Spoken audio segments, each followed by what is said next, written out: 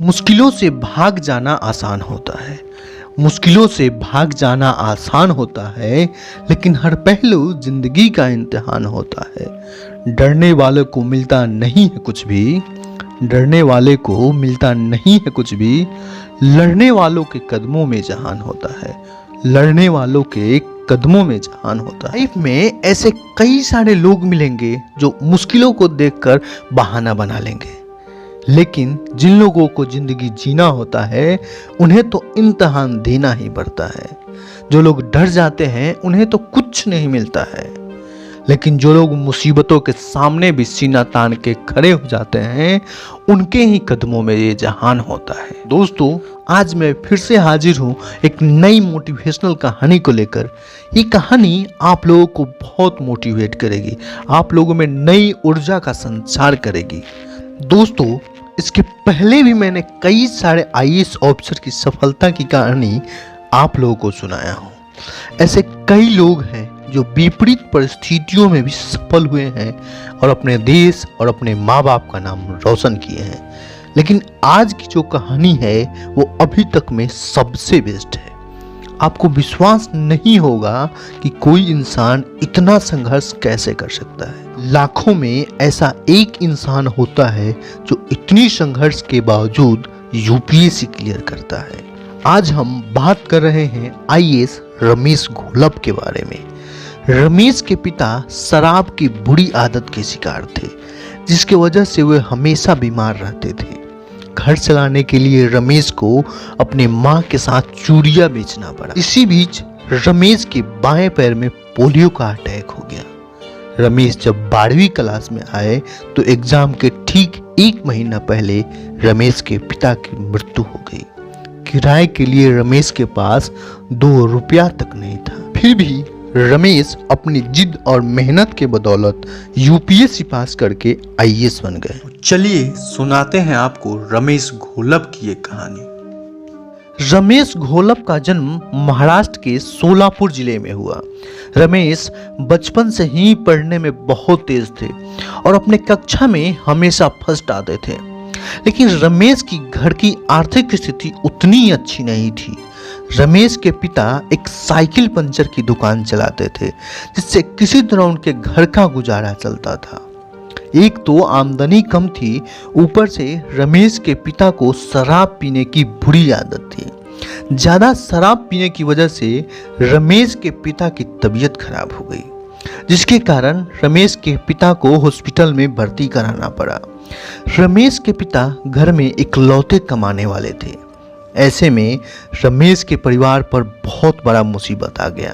घर में पैसों की बहुत कमी हो गई, खर्चा चलाने के लिए भी पैसा नहीं बचा था। तब रमेश की माँ बिमला ने चूड़ी बेचने का काम शुरू किया। माँ को चूड़ी बेचने में रमेश और उनके भाई भी मदद करते। तभी रमेश की जिंदगी में एक और मुसीबत आया। रमेश के बाएं पैर में पोलियो का अटैक हो गया, जिसके कारण रमेश विकलांग हो गए। पिता पहले से ही बीमार थे। माँ किसी तरह चूड़ी बेचकर घर का खर्चा चला रही थी कि तभी रमेश का पोलियोग्रस्त हो जाना परिवार के लिए बहुत बड़ा सदमा था। लेकिन रमेश इतनी सारी मुसीबतों के बावजूद हिम्मत नहीं हारे। रमेश हमेशा अपनी पढ़ाई जारी रखे। रमेश को ये पता था कि अगर उन्हें अपने परिवार को गरीबी से मुक्त कराना है, इस प्रॉब्लम से मुक्त कराना है, तो उन्हें पढ़ाई करके एक नया जॉब लेना होगा, एक अच्छा जॉब लेना होगा। रमेश के गांव में पढ़ाई की उतनी व्यवस्था नहीं थी, इसलिए रमेश की मां ने रमेश को पढ़ने के लिए रमेश के चाचा के पास बरसी भेज दिया। रमेश जी जान लगाकर पढ़ाई करते। रमेश की 12वीं का एग्जाम होने में सिर्फ 1 महीना बाकी था, तभी उनके ऊपर एक और मुसीबत आया। 12वीं का एग्जाम होने से ठीक 1 महीना पहले रमेश के पिता की मृत्यु हो गई। पिता की मृत्यु ने रमेश को तोड़ कर रख दिया। जब रमेश के पिता की मृत्यु हुई तब रमेश अपने चाचा के पास पढ़ाई कर रहे थे। चाचा के यहाँ से घर आने के लिए 7 रुपया किराया लगता था, लेकिन रमेश को विकलांग होने के कारण सिर्फ 2 रुपये देना था। लेकिन रमेश के पास सिर्फ 2 रुपए भी नहीं थे। रमेश अपने पड़ोसी से किराए का पैसा लेकर अपने पिता के अंतिम संस्कार में शामिल हुए। रमेश के लिए समय बहुत मुश्किल भरा था और इसी बीच उन्हें 12वीं का एग्जाम भी देना था। रमेश पढ़ाई के लिए कितनी मेहनत करते थे इसका अंदाजा आप इसी से लगा सकते हैं कि 12वीं के एग्जाम से 1 महीना पहले उनके पिता की मृत्यु हो गई थी। पिता की मृत्यु के बाद रमेश बहुत डिस्टर्ब रहे, फिर भी 12वीं के एग्जाम में 88.5% मार्क्स लाए। 12वीं के बाद रमेश DED किए, जिसके बाद उन्हें टीचर की जॉब लग गई। साथ ही साथ रमेश डिस्टेंस एजुकेशन से ग्रेजुएशन भी किए। रमेश की पैसे की समस्या अब धीरे धीरे खत्म हो रही थी। रमेश ने देखा कि गवर्नमेंट जितनी भी योजनाएं चलाती है उन सब में बहुत भ्रष्टाचार है। राशन दुकानदार जिनको फ्री में राशन देना होता है उन्हें फ्री में राशन नहीं देते हैं, काला बाजारी करते हैं। रमेश की मां को विधवा योजना के तहत फ्री में घर मिलने वाला था, लेकिन उन्हें घर नहीं मिल पाया। ये सब देखकर रमेश बहुत दुखित हुए। तब रमेश ने एक राजनीतिक पार्टी बनाई और अपनी मां को पंचायत इलेक्शन में खड़ा करवाया, लेकिन उनकी मां चुनाव हार गई। मां के चुनाव में हारने के बाद रमेश ने निश्चय किया कि अब वे IAS बनेंगे, फिर गरीब लोगों की सेवा करेंगे।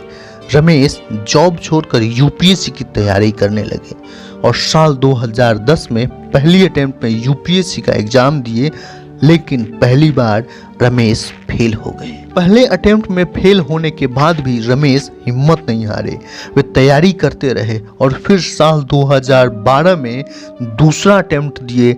इस बार रमेश UPSC क्वालिफाई कर लिए। इस बार उनका रैंक 287 आया था। रमेश वर्तमान में झारखंड में पोस्टेड हैं। ये थी रमेश घोलप की कहानी। कैसी लगी आपको ये कहानी कमेंट करके हमें ज़रूर बताइएगा। तब तक के लिए धन्यवाद।